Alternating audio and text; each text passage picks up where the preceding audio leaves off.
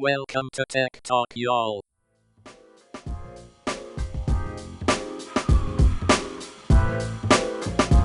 Hi, and welcome to Tech Talk, y'all, episode 353. I am Adam Walker.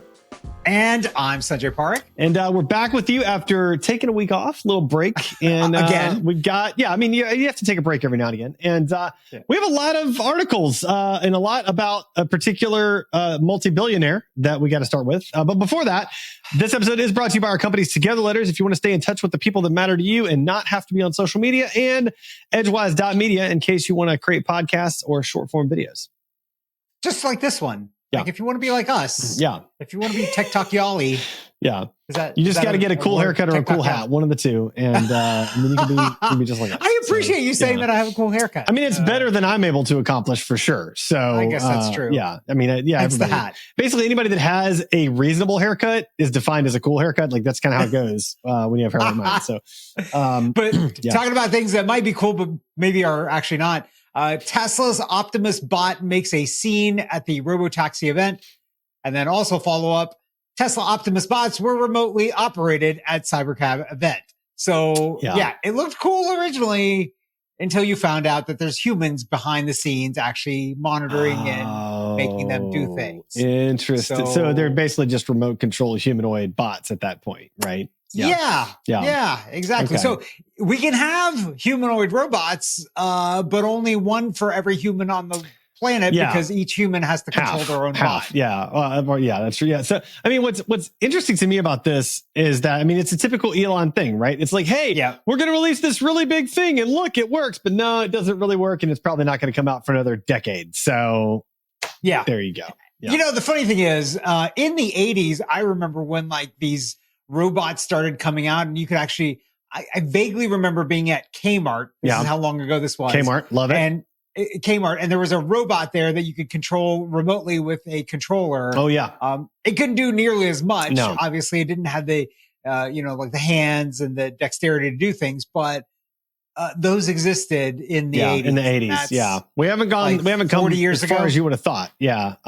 Well, and also, I mean, again, big week for our pal Elon here. So the next article, except we're going to dunk on everything. We're going to dunk on. I'm not going to dunk on the spaceship part. That one's cool. Okay. The rest of it, I'm going to dunk on. So Tesla's long-awaited robo-taxi reveal prompts skepticism about tech timelines. So he came out with the robo-taxi. It did not have a steering wheel of any kind or any way to stop it if you're inside of it and being autopiloted. Because they probably forgot to put that in there. Yeah. It's supposedly. Oh, it doesn't even. This is interesting. It doesn't even have the ability to plug a cable into it. It's all whatever. It's induction charging. It's one-time use. No, it's all like the place on a pad charging is all it is. Like no cable at all, which is crazy considering how inefficient that charging method is. And then also, it's supposed to, I mean, his theory is like you'll own this thing and the 10% of the time you'll use it. And then 90% of the time it's going to go make you money, which is, there's no way that's ever going to happen or work out that way. And he says it's going to be in production, by the end of 2026. And there's also no way that's ever possibly going to happen. So we're going to see it in 2056 or so. Yeah. Well, and he also had ready for that. The van, he introduced the van at the same thing. And the van could hold up to 20 people. Again, never going to happen. But what's also interesting, I didn't tag this article. The degree by which the humanoid robot, the taxi, and the van all look like things from the movie iRobot is startling. And so I think there's a lawsuit coming there as well because they're so remarkably similar. It's ridiculous. Yeah. So. Isaac Asimov is turning in his grave right now. Yeah. For being ripped off by this guy. Yeah. Like, I wonder what Isaac Asimov would say about all of this stuff. I think he would legitimately be like, see, I told you. Like, I think a lot of sci-fi writers, like, they're like, look, I told you this is like I think a lot about like Star Trek. Like Star Trek, they'd have this little tablet and they're reading these huge volumes of books on this little tablet. And back in the 90s, we're like, wow, that's an amazing idea. And then sure, like that's what I read on every single day now. It's the exact same thing. And they're like, I think the writers back then be like, I told you this was going to happen. So. The thing that I think is actually more interesting and society impacting that from Star Trek is the fact that if you watch, like nobody has ever paid money. Like that's true. Money is not a thing. Yeah, that's right. There's like, it's only for the producer. And then I think about that, like, how do we get to that? Yeah. Like, how do we get to the point where it's at? And the one thing that I think tips us over, I think about this a lot, is if we can get fusion energy to happen, and the price of energy goes to zero. Right. If the price of energy goes to zero, basically, I think everything eventually becomes free, right? Because the cost of production of anything at that point is basically zero. Okay. And so if we get to that point, do we become this Star Trek type of utopia where you do things for the pursuit of doing things, not for the pursuit of having things? I have a hard time imagining that us getting, I can't imagine the path to that. Like, I love the end result of that. That's a cool idea. When I look at our current landscape, I cannot imagine a path there. I don't have the capacity for that imagination. Yeah. But based on where we're at right now, hard to believe that we'll get there. Something else that was hard to believe, but it actually did happen. SpaceX's Starship rocket completes fifth test flight and lands booster in a dramatic catch. So they call it Mechzilla. Yeah. Did you watch it? Did you watch the video? Yeah. It's pretty impressive. It's really, I mean, it's just like plummeting out of the sky. Then the booster fires to slow it down.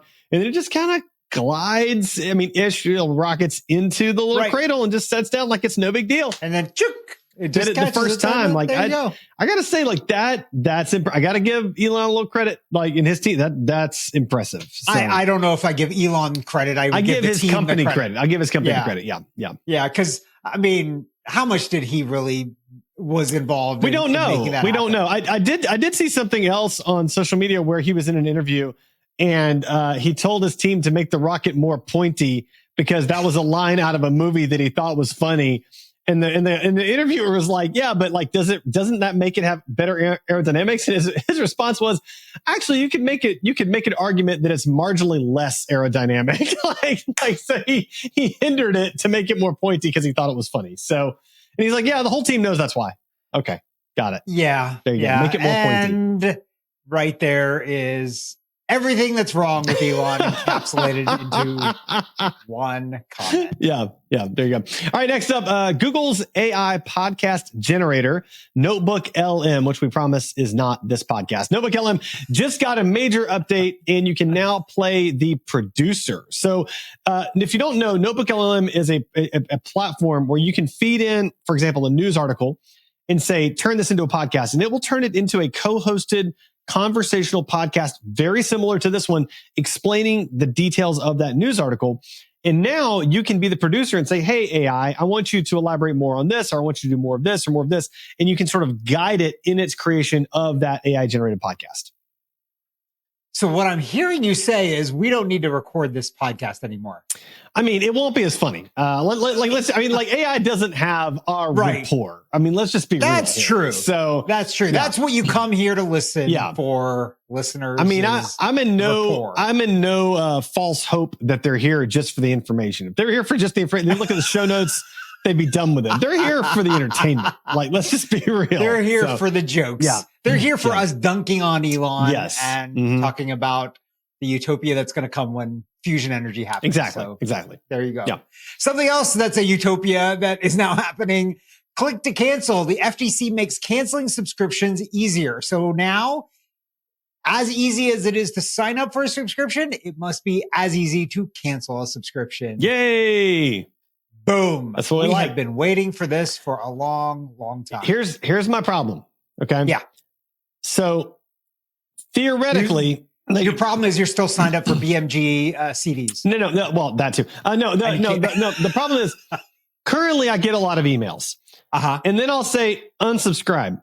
And then I still get emails from the person. And then I say unsubscribe. And then I'm still getting freaking and it makes me mad. And I feel like that's the same direction. It's like cancel. Cancel. You know, So I think the FTC has more teeth on this because you can report this. If it's not happening, and they will take action and they will find people. In theory, they should do the same thing with spam like that. The Canned Spam Act, at least here in the US, this doesn't help our international listeners, is supposed to stop that and require the unsubscribed links and stuff like that. So in theory, what you're supposed to do is if that happens, you should report this. Yeah. I'm pretty sure it's to the FTC and not the FCC. I think it's the FTC. Okay. And if they get enough reports, they will take action on it and fine companies for things like this. Yeah. Okay. So that's really the only hammer as consumers we have, is hoping that, our friends in the government will. The other hammer we have is to go crazy on social media, right? But that's actually less effective than it used to be. So yeah. Because where do you go? Which social media platform? It used to be Twitter, but now it's who knows? Exactly. Who knows what it is now? So yeah, and I'm not on Twitter. I don't know where. I don't know. Like, this is my same problem too. I used to get so much done on Twitter complaining about things that weren't right, and they would get fixed. Yeah. But now I don't know where. Like, I'm gonna go to LinkedIn or something, or am I gonna go not to LinkedIn? No, Threads? Oh, Complain into the void? Yeah. Shout into the void. That's it. Yeah. No. Oh, I'm up next. You're up next. Sorry. All right, I was confused. Netflix raises prices as password boost fades. I actually missed this one. Sorry. Tell me this one. I missed it. So, the whole shine, the whole revenue bump that they were getting after the whole password not sharing thing. Right. Yeah, that's gone now. They basically squeezed that all out. So now it's back to the old standard of raising prices. Yeah, I mean, we're just paying more and more. It is what it is. What are you going to do? There's a limit, I think, right? Like, they do have good content. Yeah. Although that said, in this article, they have a picture of the show Baby Reindeer. I don't know if you watched that. Mm-mm. We watched a handful of episodes and we could not finish it. It was the weirdest show. I don't really. There are certain shows that are super popular that I think is it The Bear? Is that the cooking show? The Bear is a great show. I've heard it's amazing. I tried to watch it. I was like, I don't like this. And I just turned, I couldn't even get through the first episode. I was like, I just don't like it. So maybe I need to try more. I don't know. I've watched all the seasons. Maybe it's like drinking wine. You got to drink enough of it to be interested. Yeah. I don't know, but it's interesting. You don't really need, I don't really know anything or care about the back end of restaurants and how they operate. Right. But it was super fascinating to kind of see some of that. And now what's funny is some of the things that they do in the show, like Corner, where they say that they're going across a corner and you're supposed to say that so that you don't run into somebody on the other side. Yeah. There's a couple of restaurants here locally that I hear the kitchen staff saying that. And I don't know that, I'm sure they were doing it before. Yeah, but you would have never noticed. I just never recognized it before, but now I do recognize it. I like that. Okay. Anyways, it's super interesting. Okay. So next up, a little bit of AI stuff. Student was punished for using AI. And then, of course, his parents sued the teachers and administrators because that's what you do. So apparently the school district rules did not have anything about not using AI. And the school's argument was, well, if it's not explicitly allowed, then you're not allowed to use it. That's a dumb argument. And they said this was plagiarism because it was somebody else's work.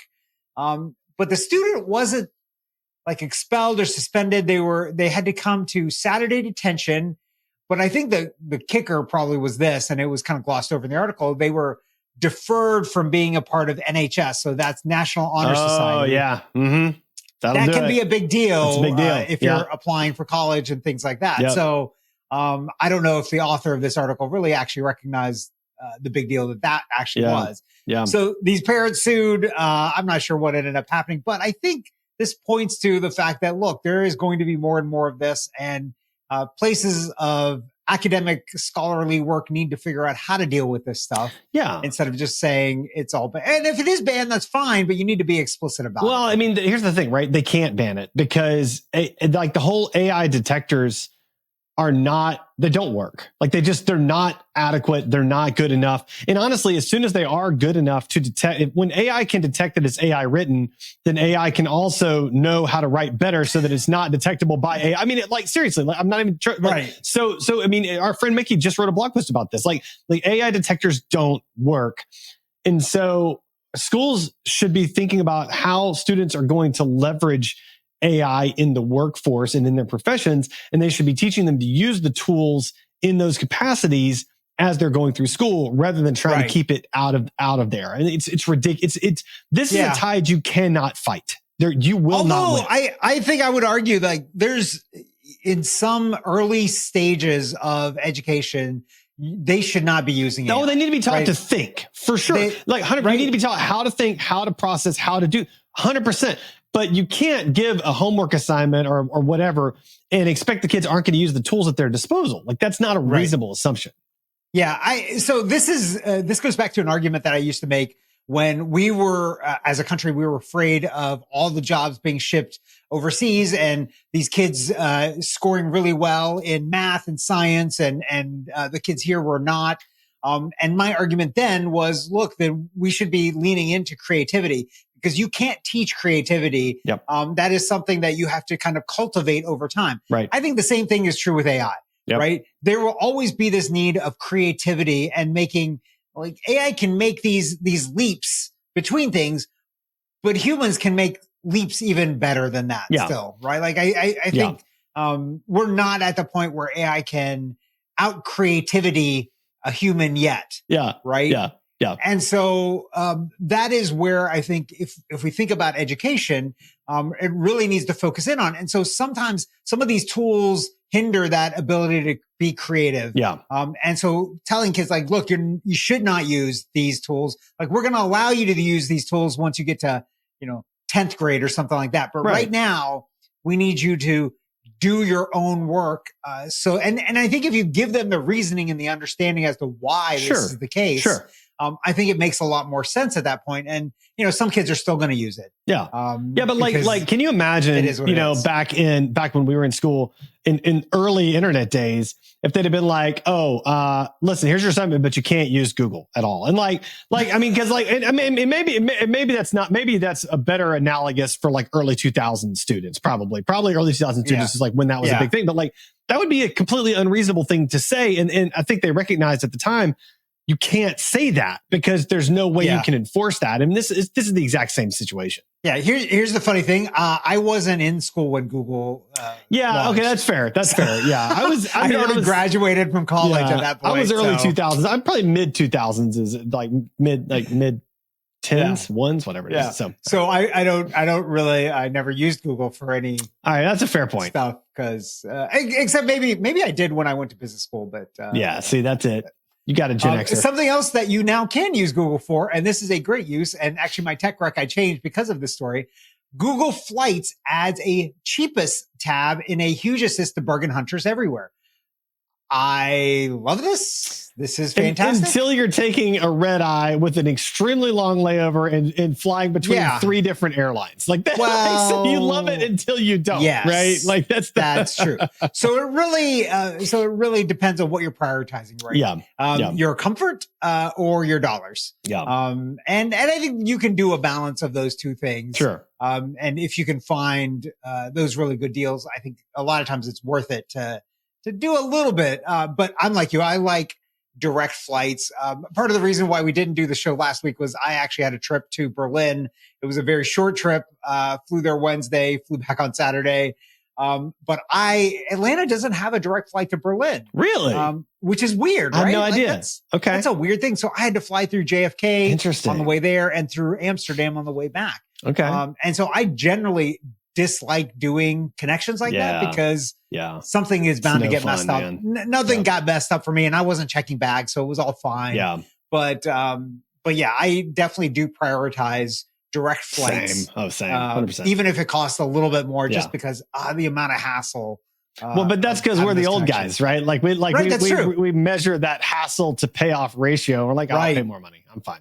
Just give me the flight. So So this is the young person's tab is basically what you're saying. This is for my kids. This is for my kids is what it's for. Yeah, exactly. All right. Next up, NASA has a problem and it's offering up to $3 million if you have a solution. And that problem is that they're trying to prepare for moon colonization as one does. And they recognize that when we do colonize the moon, again, as one does, that we're going to have waste and we need the ability to recycle everything. And so they want some ideas on how to be more recyclable something. That's recyclable. You can make some money if you got some good ideas, I think. So speaking of that conference that I went to in Berlin, there's some interesting things in sustainability there. I saw one startup that is using mushrooms, mycelium roots, and creating packaging out of that to replace styrofoam. Ooh, and then when you're done with it, you can just throw it in your yard or your compost pile, and it'll degrade over time and provide nutrients. That's into the brilliant. soil. I like that a lot. So let's do more of that. It was super neat. So, there you go, NASA. Send me my $3 million. There's your idea to make it all better. We're good. The stuff that you're packaging up for the moon and Mars. I think it might be a sliding scale. I think you might have just earned 3 cents, but that's okay. Either way, it's fine. Well, yeah. I can do something with 3 cents, I suppose. Something that you can do now is with Google's Chrome. uBlock Origin phase out has begun. And there you go. So they've moved to a new version of their extension management thing. Yep. And now uBlock Origin, the most widely used ad blocker, is no longer functional. I feel like there was this moment when Chrome was like, all right, we're going to make the internet better. We're going to get rid of cookies. We're going to do it was so close. And then they're like, change our mind. Nope. No, we're not going to do that. Wait, this is impacting our revenue. That's a bad idea. Don't do that. Yeah. I feel it feels like one of those things where there were like these lower level of employees that are like, hey, we're going to do this. It's going to be great. We're going to roll this out. And then upper management was like, wait, you're going to do what? No, I don't think so. Like, no, roll that back. We're not doing that. No, that's not happening. That was a good try. Good idea. You're fired. Yeah. So. Whereas mostly Firefox has been on that route. So if you are a heavy Google Chrome user, and you and I use Google Chrome. You have to for certain things. Yeah. Certain things, because for whatever dumb reason, those developers don't make it work on Firefox. You've got to have Google Chrome around. But my daily driver, like the browser that I use. My daily driver. That's mine too. Daily driver is Firefox. Oh, yeah. Like I got it on that screen right over there, and it's got a bunch of tabs on it. Firefox is where it's at, for sure. There you go. Time for the Weird and Wacky segment. Abominable snowman. He's not an axe murderer. One of the TAs turned out to be a bot. All right, first up in Weird and Wacky, Rivian Halloween surprise update goes Back to the Future, Knight Rider, and more. So apparently they've got like a Back to the Future mode for Halloween and like a Knight Rider mode for the car. Yeah. And like this is one of the reasons that I really would like to have an EV, like right here. Like this is one of the more compelling reasons right here for it, So here's my big issue with EVs, because I'm a Volvo guy. I don't think Volvo would ever do this. No. Yeah, which is very sad for me, because when I don't know if you watched the video, but when he popped on the Knight Rider thing, it was full on. It was like the Knight Rider theme was playing. Yeah, man. And like all the kits, boom, boom, boom, boom. The little red eye thing was going back, just like the Cylon. Yep. It's funny that those two things are the exact same thing. Yeah, I never put those two together. Interesting. Yeah, I did, because both of those shows came out around the same time. Yeah, Knight Rider and Battlestar Galactica actually predated Knight Rider. Well, the original did, but not the original, not the other. Yeah, not the other one. No, not the other. Yeah. I'm talking about the original. Okay, got it. Yeah. But Kit from Knight Rider had the same little eye thing. Yeah. And so you're saying Kit was a Cylon? That's really what you're saying. Like, when it became Karr, Karr, that was the evil Kit. And that was the Cylon, for sure. That was maybe the Cylon. Okay. All right. Because there you go. It's a good fan theory. I like that. You probably don't remember. I don't know that you ever watched Knight Rider. Did you I watched Knight Rider. Oh, yeah. Do you remember Karr? I don't remember Karr. No, I must have not seen. I didn't ever see the episodes when they originally aired. I saw them like After Effect and syndication. So I never saw them in order or anything like that. I watched them in order as they aired. Yeah. It was a great show. And although the reboot of that show, was awful. I never saw the reboot. Okay. That's good. It only lasted one season. Actually, I don't even know if I watched it. I think I recorded it and I was like, I don't know if this is going to make it. I don't want to get invested if it's not going to make it. Yeah. And then after they canceled the first season, I was like, okay, delete all those episodes. Feeling good. Don't even watch it. Yeah. Something else that got deleted. Winamp deletes entire GitHub source code repo after a rocky few weeks. So this is crazy. So remember Winamp? Yeah, that's like the super old school like MP3 player, right? Whips the llamas something. Yeah. That's the thing that it would say when you install it. Yeah, it's the super old school MP3 player that all of us had. Yeah. because it was like the really best one and only one that was out there. It was later bought by AOL. I think it was spun out now. And so they apparently still have a lot of users. It's something like 10 million active users or something like that, which is shocking to me. I don't understand that at all. How is that possible? Are you even listening to MP3s now anymore? But okay, whatever. And so they were trying to get help from the community, but they weren't open sourcing this thing. They created a new license that basically said, you can provide software updates, but you can't actually package this or provide it or create a binary out of it or do anything else. You can basically help us for free. Got it. The only thing you can do. Okay. People love that. So, I mean, they really do. Yeah. I mean, that's what I am aspiring and waiting to do is to help other people for free. And then 100%. They can make a bunch of money and I can make none. Yeah. That's my life's goal every single day. Yeah. And so they messed up so many ways. That wasn't the only way they messed up. They also messed up by including source code for things that they didn't have the licenses to, including source code to things that they were not releasing, source code to just a bunch of other stuff. So yeah, after a couple of weeks, they were just like, this was a mistake. And they deleted the entire repository on GitHub. Here's the thing with GitHub though. You can do things called forks, which basically replicates the entire code base into your own account. So even though they had that license, there are over 1,000 forks of this entire code base still floating around on GitHub. So I feel like, again, that sounds like somebody at a lower level is like, this is a good idea. And then like somebody that actually understands GitHub got involved, like, oh my gosh, you're insane. Take it down now. And it was too late. I mean, with all the backlash and everything, it wasn't the llama getting whipped. They were getting whipped. Tech wreck, time to get your tech wreck. Tech wreck. Chicky. Tech wreck. Time to get your tech wreck. Time for tech wrecks, Adam. What do you have for us today? Okay, so this is nerdy, and I'm okay with it. So as you know, I've got the MetaQuest 3. And Mickey, our pal that's been on this podcast many times, kept telling me for probably 2 years, he's like, Adam, you got to try out Supernatural Fitness. It's an amazing workout. It's in VR. And I never would do it because I didn't want another monthly subscription. And I was like, and how good can the workout be, really? Like, come on, like it can't be that good. So then about a month ago, or maybe a couple weeks ago, Mickey's like, all right, Adam, now in Supernatural, you can work out with friends in the same workout, like virtual room, doing the same thing. And you can talk during it. And I've got like a 30-day free trial for you to try it. And I was like, fine, I'll try it. And dude, I am straight hooked. It is an amazing workout, like unbelievably good workout. And like cardio workout, not like muscle building workout. And it's fun and I enjoy it. I get to do it with friends and I've got like a standing appointment every morning at 7:40 in the morning to meet up with Mickey and Tim, and we're knocking out some workouts. It's fantastic. Yeah. So the funniest part of this is actually when there's video of you doing it and your daughter is voiceovering the video of you doing it. So listeners, go on LinkedIn. Okay. So I got to tell listeners about that for a minute. So I do a ton of like TikTok style videos and I put them on all my social threads or all my social feeds.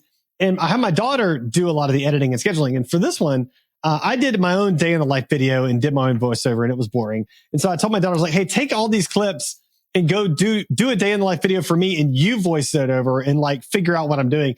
And she did it and it was very funny. And she called me out for so many things that were like making fun of me, including listening to Shake It Off by Taylor Swift while in the Jeep. I mean, she just dunked on me throughout like, you should go to my website, adamjwalker.com. Look up my social feeds. It's worth your time. It's 90 seconds of pure Adam dunking on enjoyment. So there you go. Yeah. But anyway, Supernatural, it's a great workout. So she did call it kickboxing in her voiceover, and it's not kickboxing, it's boxing. But, similar. So I was thinking the same thing because I was like, he's not. There's no kicking. There's no kicking. There's no kicking. So, all right, Sanjay, what's your tech break for this week? So mine goes back to the article we talked about with Google and the cheapest tab. It's going.com, which used to be Scott's Cheap Flights. Oh, I didn't realize Scott's Cheap Flights became something else. Okay. Yeah. So it became going.com. And I got to say, this is a fascinating company too. They've never raised money. And they are super profitable as a business. And just through kind of these subscriptions. So I've been a subscriber for a while. Yeah. There, you see all kinds of deals. I don't know that I've actually taken advantage of any of the deals, but I've actually fed other people, you included, deals when I've seen them. For sure. When I know you're going someplace and I'm like, hey, there's a deal right now. I think it was because of that site that I ended up taking my entire family to China. I think that's what it was. I think that's what it was, right? Like somehow tickets came around. Maybe you told me about them, but it was like, I think it was like $375 round trip per person to China. I was like, done. And we went. It was amazing. Yeah. So there's a couple of different tiers in this, but man, they find some of the greatest deals. Some of them are very short term. Yeah. So if you see it, you've got like 24, 48 hours to jump on it and get that deal. But if you've got flexibility in kind of where you're going or you don't know where you want to go, it is a great site to kind of figure some of that stuff out. Okay. If you use the link in the show notes, by the way, that is a referral link that will get you 20% off on the pay thing. And you can sign up without paying, but you won't get as good deals. And then there's a couple of tiers. There's one tier that gets you the deals. And then there's a higher tier that gets you the business class deals as well internationally. Now, here's my question. If I go into there, can I be like, hey, I've got Delta points. Find me deals I can use with Delta. Can you do that? So the higher tier of paid actually will find the rewards deals that you can use points and Sky Miles to get really good flight deals as well. All right. I'm going to sign up for that because that's more interesting to me. Because we just stockpile flight miles is what we do. I know. I've got the same thing, and I should really consider. I'm on the lower tier. I should really probably consider going to the upper tier. To figure out how to spend all these miles. I've talked to a bunch of other people. There's somebody I know that was telling me that they've got over 1 million miles stockpiled. I've got a friend that does. And it's partly like you don't think about it and you just like whatever and you just buy and then you just keep accruing. Yeah. But you don't want to do that actually forever because there's really a question. This is going to get a little morbid, but when you pass away, I don't think you can actually pass along those miles. No, you can't. And those reward points to somebody else. So that all that value disappears. Yeah, that's right. Because they don't actually belong to you. They belong to the company that on your behalf has given them to you. Yeah, so use them up. They're sitting there. You only have so much time. Better use up those miles. Yeah. This is your call. Seize the day. Carpe flight them. Carpe flight them. That was really bad dad joke. I apologize. I love that actually. That's because we're two dads here. That's why we both laughed at that. It's good. All right, Sanjay, how can the listeners find and connect with you? They can find me at sanjaypark.com and then carpe flight them to some other place. What about you, Adam? You can find me at adamjwalker.com. It's got links to all my socials. Go find that voiceover video. I'm telling you, it's worth your time. It's hilarious, and you'll enjoy it. There you go.